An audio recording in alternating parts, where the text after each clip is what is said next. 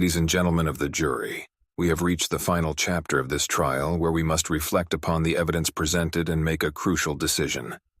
The life of another human being hangs in the balance, and it is our solemn duty to ensure that justice is served. The defendant is charged with the heinous crime of murder. While we acknowledge the absence of forensic evidence, we must not let this singular aspect cloud our judgment. The lack of DNA, fingerprints, or other scientific proof does not equate to innocence. Remember, the essence of our justice system lies in evaluating the totality of the evidence. Consider the testimonies of the witnesses. The defense may argue that the eyewitnesses were old or had obstructed views, limited vision, but these factors alone do not negate their accounts. Their testimonies were consistent and compelling. These witnesses came forward, despite their fears and limitations, to share what they saw. Furthermore, the circumstantial evidence paints a vivid picture. The motive, the opportunity, and the defendant's behavior after the crime all point towards guilt. It is our duty to piece together these elements as they form a coherent narrative that aligns with the truth.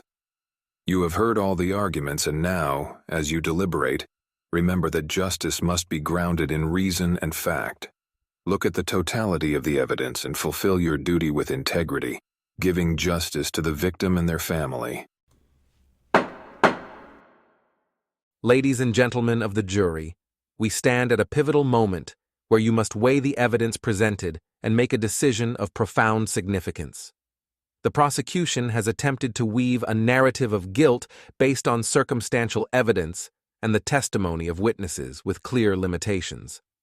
But our justice system demands more than conjecture and speculation. Let us address the core issues. There is no forensic evidence linking my client to the crime. No DNA, no fingerprints, no physical evidence whatsoever. In a murder case, the absence of such crucial evidence cannot be overlooked. It raises a significant doubt, a reasonable doubt, that must be resolved in favor of the defendant. The prosecution has relied heavily on the testimonies of witnesses whose credibility is questionable. These witnesses had obstructed views. One, self-admit Tingley, just doesn't like the defendant, and some are of an advanced age, their vision questionable as demonstrated during cross-examination. Their ability to accurately perceive and recall events is inherently compromised. Can we, in good conscience, convict a person based on such shaky grounds? Moreover, the circumstantial evidence presented is far from conclusive. It is based on inferences and assumptions, not on hard facts. The prosecution's narrative requires us to fill in too many gaps, to make too many leaps of faith. The prosecution did not establish a viable motive, the means for the defendant to commit the crime, nor any physical evidence placing my client at the location of the crime. The absence of such evidence speaks volumes.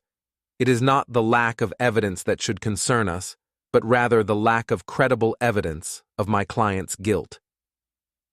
In this courtroom, the burden of proof lies with the prosecution. They must prove guilt beyond a reasonable doubt. Given the numerous uncertainties and the lack of concrete evidence, this burden has not been met. Therefore, I urge you to find my client not guilty as justice demands.